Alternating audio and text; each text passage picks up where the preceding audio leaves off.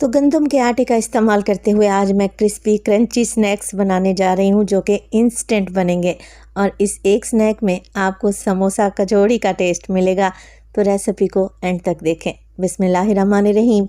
अस्सलामुअलैकुम। खुश रहें, आबाद रहें, जहाँ भी रहें हैप्पी रहें और हेल्दी रहें। तो मैं हूँ फ़ाइज़ा और वेलकम करती हूँ आपको चटपटे पकवान में।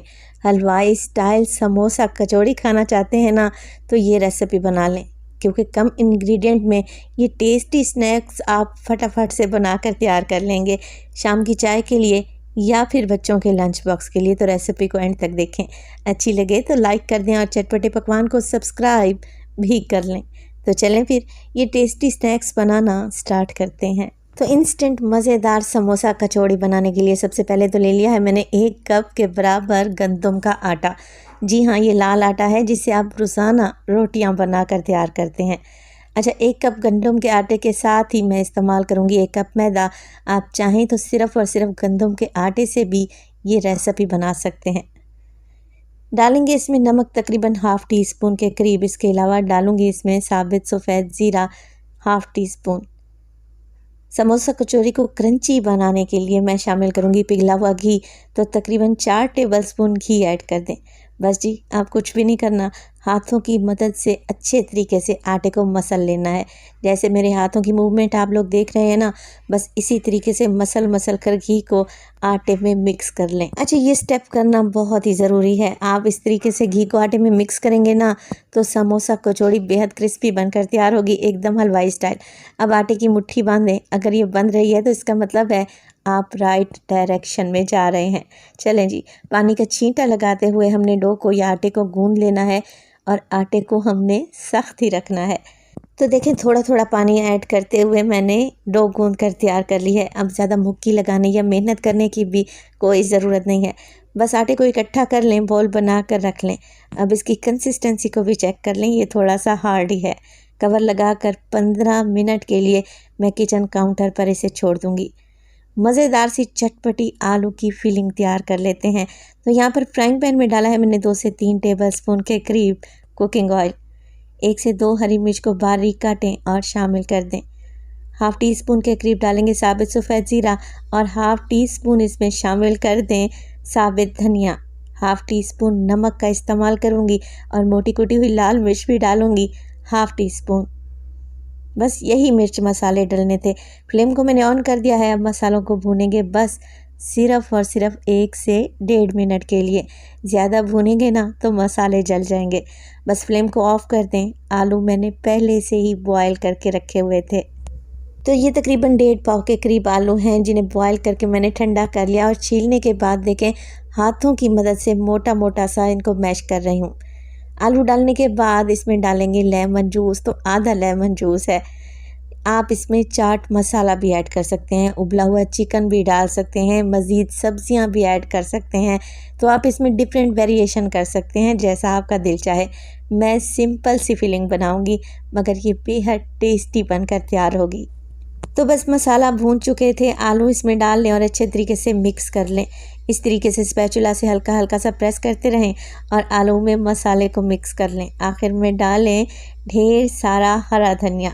बेहतरीन चटपटी सी आलू की फिलिंग तैयार है। इसे एक साइड पे रख दें, ये ठंडी हो जाएगी तब इसका इस्तेमाल करेंगे।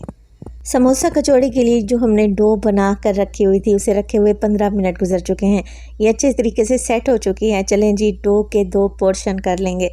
दोनों पेड़े बना कर रख लें। एक पेड़े को आप लोगों ने ढाँप कर रखना है और एक पेड़े को लेके आए काउंटर पर। अब आपको बताऊंगी इंस्टेंट तरीका। एक ही दफ़ा में आप ढेर सारे समोसा कचौड़ी बनाकर तैयार कर सकते हैं। तो एक एक समोसा बेलने की बजाय आप क्या करें, एक बड़ी सी पतली सी लंबी सी रोटी बनाकर तैयार कर लें। यहाँ पर देखिए मैं रोटी बना चुकी हूँ और बग़ैर खुश्क आटा लगाए हुए। आटा लगाने की आपको ज़रूरत ही नहीं पड़ेगी। चलें जी, रोटी तैयार है। अब क्या करेंगे, इसकी कटिंग करेंगे। तो कोई भी राउंड शेप में कुकी कटर ले लें, किसी जार का ढक्कन ले लें और इस तरीके से आप लोगों ने कटिंग कर लेनी है। थोड़े बड़े साइज़ का आप लोगों ने जार का ढक्कन लेना है। तो एक ही वक्त में तकरीबन 5 कचौड़ियाँ यहाँ पर बनकर तैयार होंगी और हमें एक एक रोटी बेलने की भी ज़रूरत नहीं पड़ेगी। अच्छा, एक्स्ट्रा आटा निकाल लें, दोबारा से पेड़ा बनाएं। इंशाल्लाह इसके दोबारा से हम बेल कर रोटी बनाएंगे।